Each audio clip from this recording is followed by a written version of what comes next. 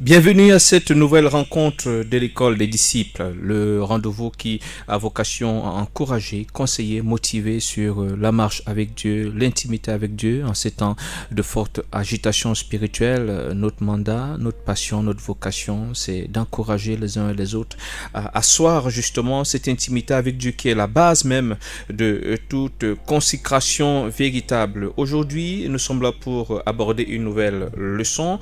Comment connaître Dieu de manière intime et profonde. Nous avons souvent entendu les gens dire non, moi j'aimerais avoir une expérience avec Dieu. Récemment encore, dans le cadre du programme de l'Écodis, des classes d'affermissement que nous faisons sur Telegram, je me rappelle de cette participante qui disait non mais je soupire, et c'est vrai, on me dit, Dieu a dit, mais j'aimerais avoir une expérience personnelle avec Dieu, que Dieu me dise, que Dieu me visite personnellement.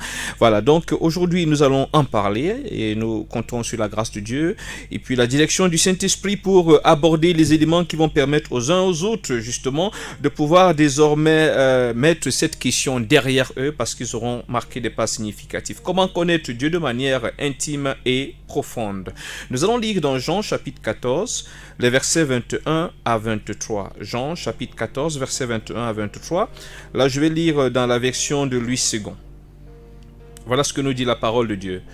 Celui qui a mes commandements et qui les garde, c'est celui qui m'aime. Et celui qui m'aime sera aimé de mon Père. Je l'aimerai et je me ferai connaître à lui. Jude, non pas l'Iscariote, lui dit, Seigneur, d'où vient que tu te feras connaître à nous et non au monde? Jésus lui répondit, si quelqu'un m'aime, il gardera ma parole. Et mon Père l'aimera. Nous viendrons à lui et nous ferons notre demeure chez lui. Ici déjà, la réaction de Jude nous interpelle. Jude, il dit, d'où vient que tu te feras connaître à nous et non pas au monde? Seigneur, pourquoi cette différence? Pourquoi à nous tu te feras connaître et tu ne te feras pas connaître à ceux du monde? Or, je ne sais pas si Jude a été distrait, parce que précédemment, avant justement qu'il prenne la parole, le Seigneur avait fait une déclaration dans laquelle la réponse à la question que Jude va poser se trouve. En réalité, entre les paroles de Jésus au verset 21 et la question de Jude, il apparaît clairement que le Seigneur ne se fait pas connaître à tous. Le Seigneur ne se fait pas connaître à tous. Or, il veut bien se révéler à tout le monde. Mais malheureusement, il ne se fait pas connaître à tous. Revenons sur ce que Jésus va dire au début. Celui qui a mes commandements et qui les garde, c'est celui qui m'aime. Et celui qui m'aime sera aimé de mon Père, je l'aimerai et je me ferai connaître à lui. Donc, celui à qui je me ferai connaître, celui à qui je me révélerai, celui à qui je me présenterai. Notons qu'ici, il y a quelque chose de particulier. Ici, ce n'est pas que c'est toi vraiment qui vas commencer à dire, Seigneur, révèle-toi à moi, parle-moi. Non, le Seigneur dit, je me ferai connaître à lui, comme étant la conséquence du fait qu'il garde ma parole. Donc celui qui garde ma parole, je vais me faire connaître à lui. Et certainement, on peut retrouver là un peu cette logique du Seigneur qui voudrait que quand on a été fidèle dans peu, on va recevoir beaucoup. Nous aurons l'occasion de revenir là-dessus. Donc, si celui-là, déjà, dans ce que j'ai mis à sa disposition, s'il le garde précieusement, dans d'autres versions, on va dire si quelqu'un retient mes commandements et leur obéit. Je crois que ça doit être le français courant. Si quelqu'un retient et leur obéit, c'est-à-dire qu'il ne traite pas à la légère ce que j'attends de lui, il le prend au sérieux, il en fait son affaire, il en fait sa priorité, son urgence, je l'aimerai, mon Père l'aimera, voilà, et je me ferai connaître à celui-là. Donc, il y a un type de personne auquel le Seigneur se fait connaître. Aujourd'hui, nous sommes souvent extasiés lorsque nous suivons des expériences de certains grands hommes qui nous donnent l'impression qu'ils ont une connaissance très intime de Dieu, comme si Dieu avait carrément décidé de d'élire domicile de manière spéciale dans leur vie. Et souvent, lorsque je rencontre des chrétiens qui sont extasiés devant de tels hommes, je leur dis non. Au lieu d'abord d'être ébloui par les effets, ce que tu entends comme témoignage, essaie de t'intéresser à la vie de cet homme, c'est-à-dire quel est le prix qu'il paye, quelle est la place qu'il donne à Dieu, quelle est la considération qu'il donne à Dieu, qu'est-ce que Dieu représente pour lui, parce qu'il est clair qu'en réalité la valeur, la considération que nous donnons à Dieu n'est pas la même chez tous. Et nous notons, et nous allons le découvrir tout au long de cette leçon, que Dieu répond de manière particulière ou réagit de manière particulière envers ceux qui lui accordent une place particulière. Nous aurons l'occasion de le voir donc. Donc, quand nous prenons les paroles du Seigneur dans le verset 21, vers la fin du verset 21, 21 et la question de Jude, qui en réalité ne devrait plus trop avoir sa place, parce que par après, quand même, le Seigneur va revenir. Le Seigneur va revenir. Si quelqu'un m'aime, il gardera ma parole, et mon Père l'aimera, nous viendrons à lui. Nous ferons notre demeure sur lui. Ici, le Seigneur va plus loin. Celui qui m'aime gardera ma parole. Nous allons venir habiter chez lui. Donc, autrement dit, il n'a plus besoin vraiment de dire qu'il va nous chercher. Et je vais revenir ici sur cette expression qui est quelque part un abus ou l'ignorance. Les gens qui partent chercher Dieu à la montagne. Les gens qui partent chercher Dieu dans le temple. On ne va pas chercher Dieu dans le temple. Dieu se trouve dans sa parole. Dieu se trouve dans ses commandements. Et justement, plus nous nous approprions ce que Dieu nous dit, Dieu vient à nous. Dieu habite à nous. Dieu vient à nous. Et ici, c'est le Seigneur qui le dit. Nous avons toujours même évoqué ce verset, cité ce verset comme étant, n'est-ce pas, la révélation sur la plénitude de la présence de Dieu, qui n'est pas forcément le fait de la grande quantité d'huile qu'on verse sur votre tête ou l'imposition de main qu'on vous fait, parce que notons, nous viendrons à lui, nous ferons notre demeure. Il n'aura plus besoin d'aller vers la montagne, il n'aura plus besoin d'aller vers les champs, nous serons là. Et je crois qu'on va davantage comprendre un peu, quand on va observer la vie des apôtres, pourquoi on avait l'impression que le ciel était sur la terre. Et pourquoi, aujourd'hui même encore, c'est possible, lorsqu'on regarde certains chrétiens, chrétiens tout court, ou alors serviteurs de Dieu, ceux qui ont des charges spirituelles, on a l'impression que le ciel habite. Et là, je ne parle pas de ces quelques moments où on va voir la délivrance, la guérison, le parlant en langue et tout le reste. Non, c'est-à-dire qu'il y a des expériences, ces gens ont une certaine vie, une certaine dynamique spirituelle qui donne l'impression qu'en réalité, étant sur terre, elle n'était pas sur terre. Ce n'est pas un mystère, c'est écrit dans la parole, et cela ne demande simplement qu'à ce que nous puissions y croire, que nous puissions nous y investir. Donc,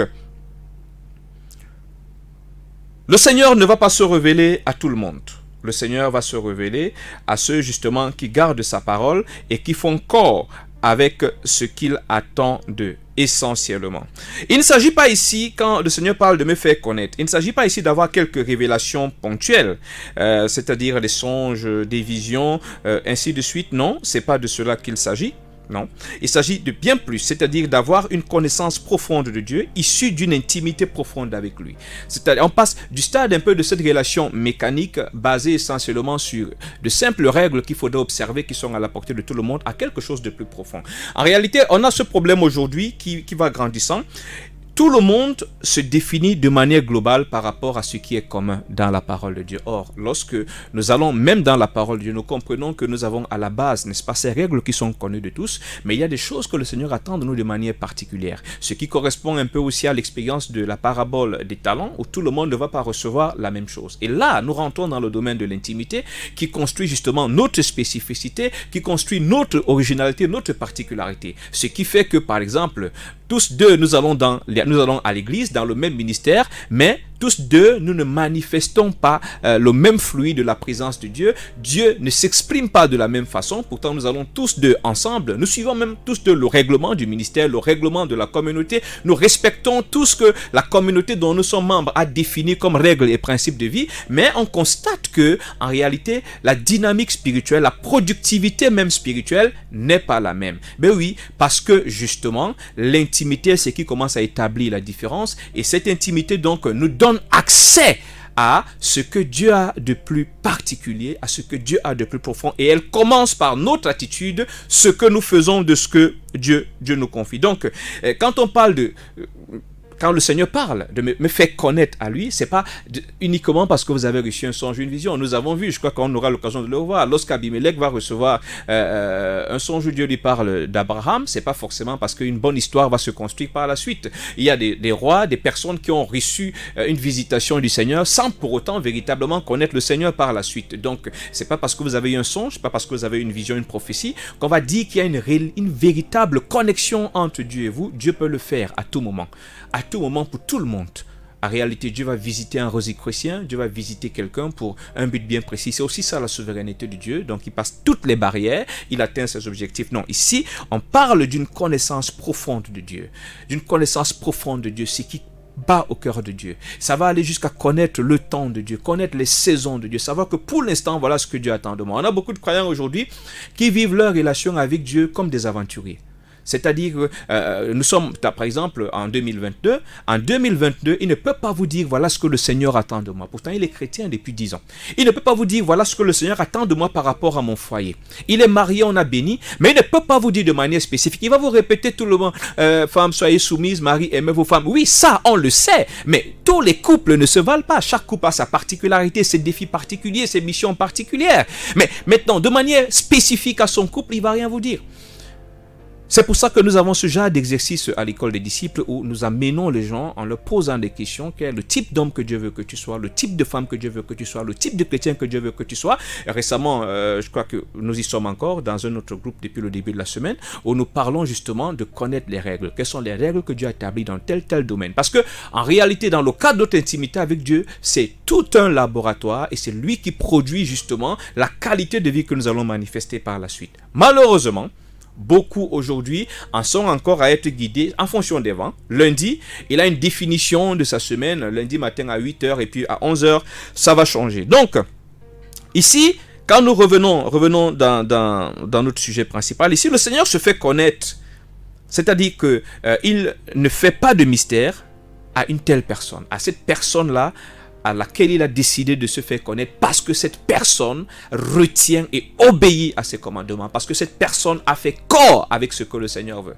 Le Seigneur ne fait pas de mystère. Il se fait connaître. Il lui donne l'occasion de le découvrir dans sa particularité, dans sa profondeur. Voilà. Et Dieu en fait un ami à qui il révèle ses secrets les plus intimes. Attention, Dieu se confie, bien-aimé. Dieu se confie. Ça peut être surprenant. Dans la Bible, nous avons eu des cas, et même aujourd'hui, c'est possible. Dieu vient, il vous confie son fardeau pour tel pays, son fardeau pour tel chrétien, son fardeau pour telle situation. Et à des moments souvent, c'est là que vous allez lui dire, ok Seigneur, qu'est-ce que je suis censé faire? Voilà ce que tu vas faire. Voilà ce que tu vas faire. Nous allons lire quelques versets dans la Bible pour illustrer ce que nous venons de dire. Nous sommes dans Genèse chapitre 18, le verset 17. Genèse chapitre 18, verset 17. Là, nous lisons dans la version du français courant.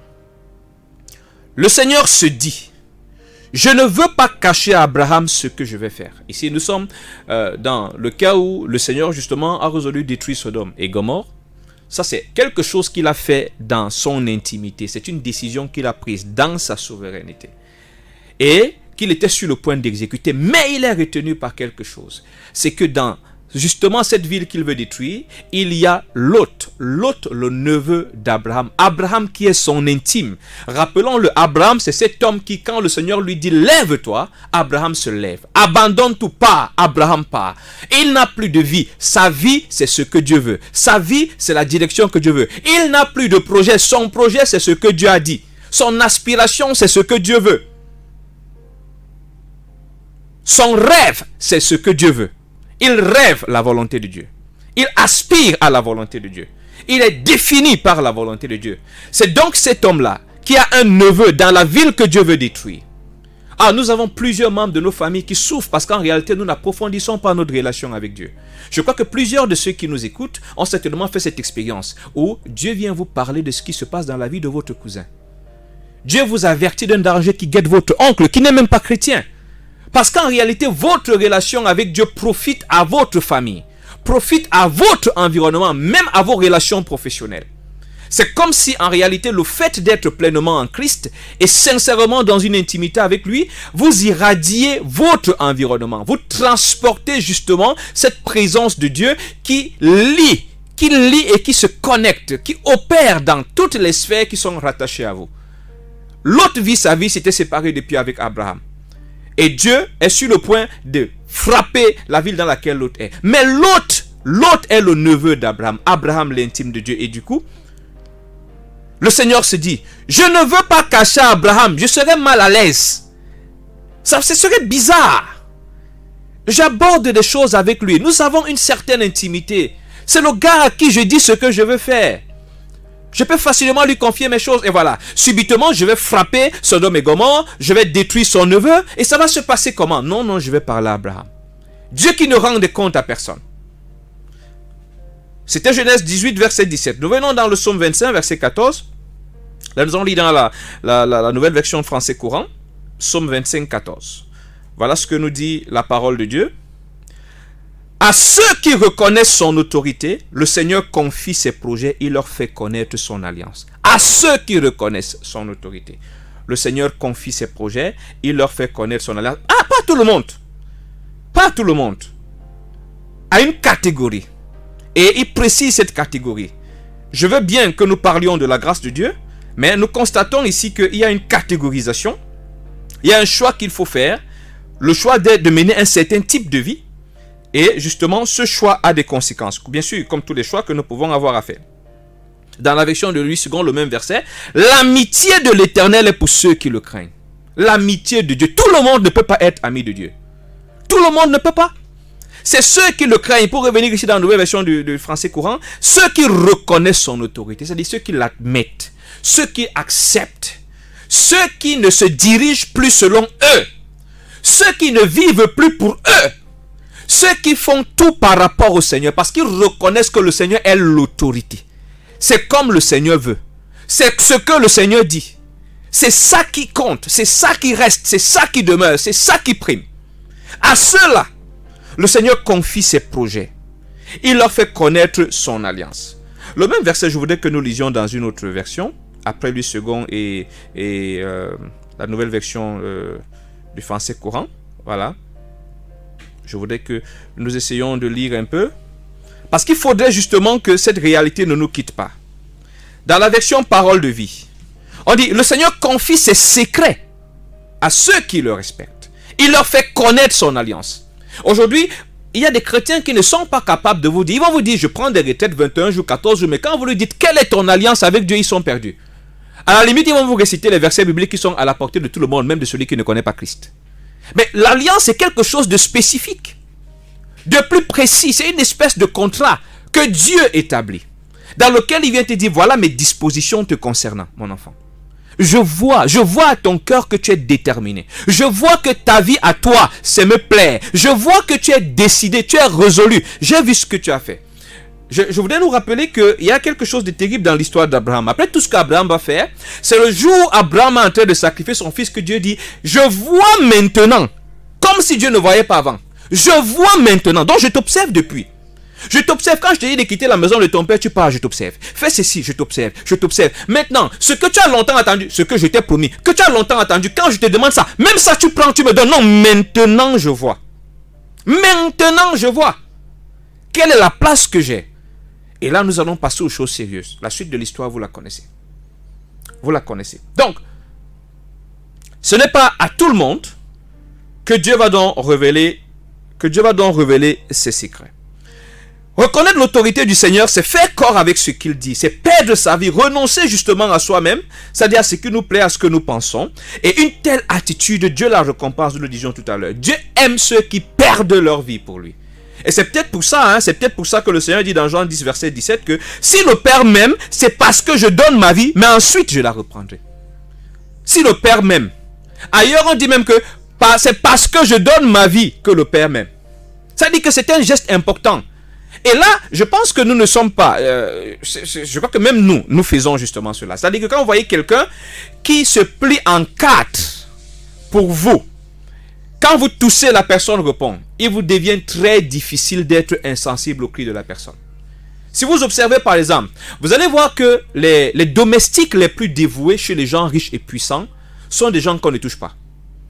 Les serviteurs des hommes puissants, on les touche pas. On ne les touche pas.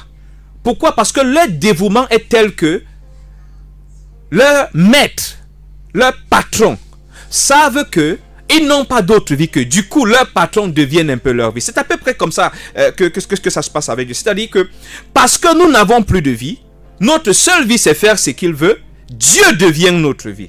Et quand Dieu devient notre vie, ce qui nous concerne le touche personnellement. C'est certainement ce qui s'est passé avec Abimelech. Si on fait un tour dans Genèse chapitre 20 verset 1 à 4, nous voulons quand même rappeler que ceux qui ont des questions ou des préoccupations, par SMS ou WhatsApp, vous pouvez les envoyer au 657 45 66 23. 657 45 66 23 SMS ou WhatsApp. Vous nous contactez depuis l'extérieur du pays, vous précédez de l'indicatif plus 237. Plus 237 657 45 66 23.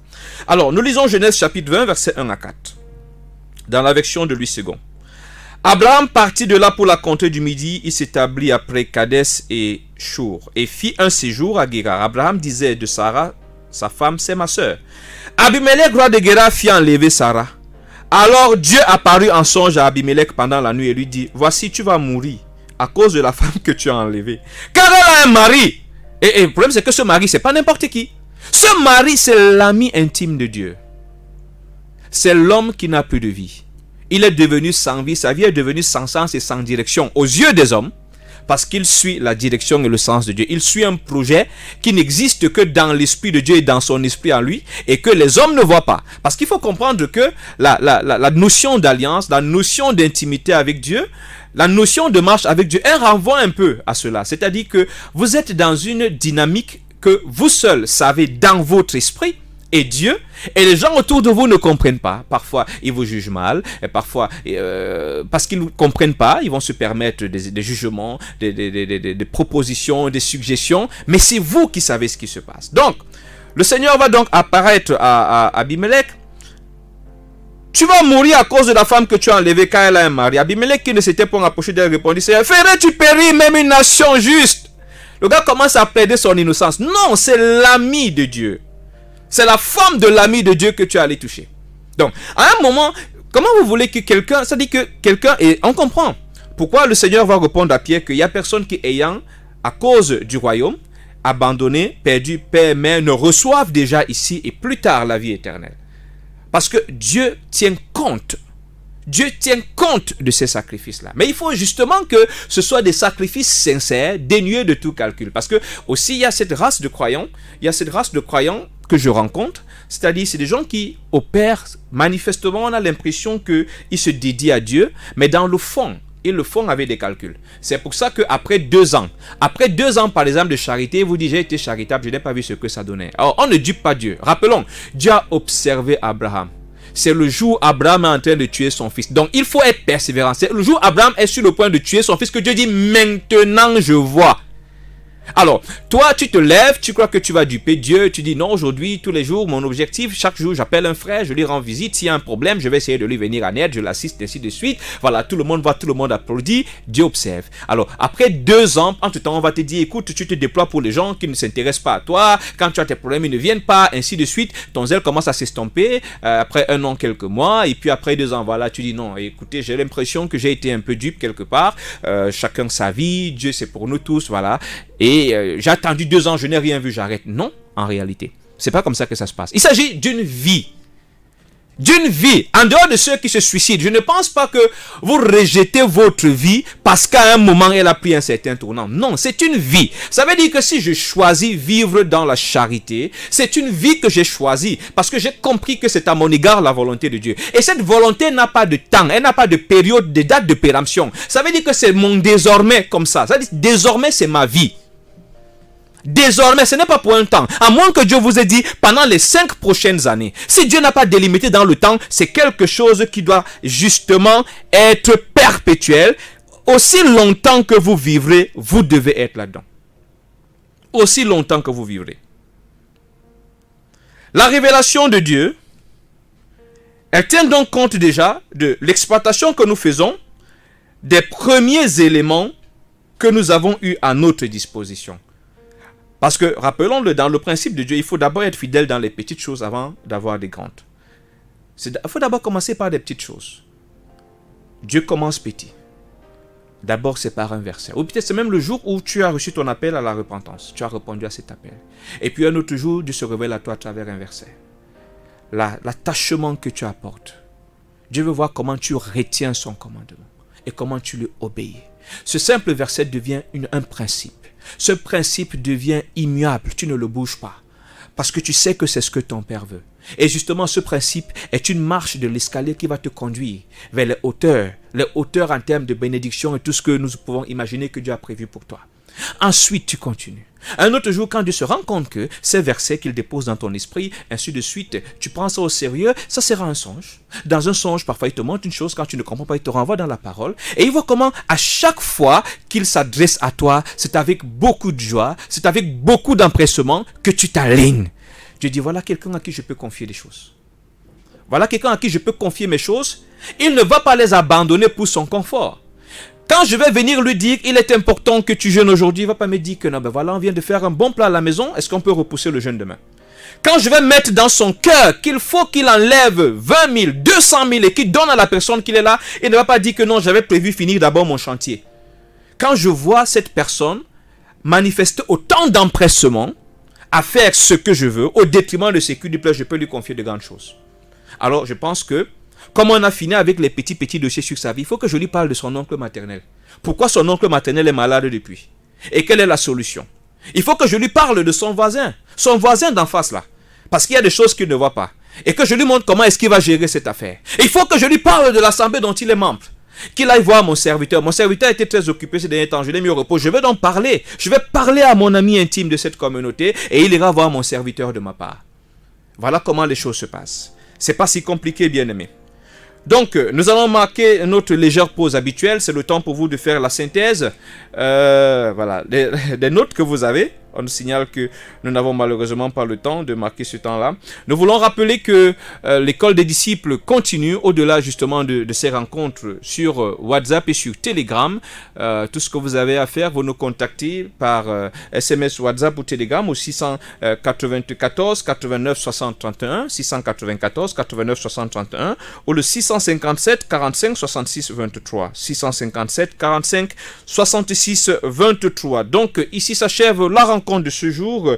Je suis heureux d'avoir pu être encore au service. Je suis Esaïe Charlie Bitek de Bon. Rendez-vous la semaine prochaine. Que Dieu vous bénisse.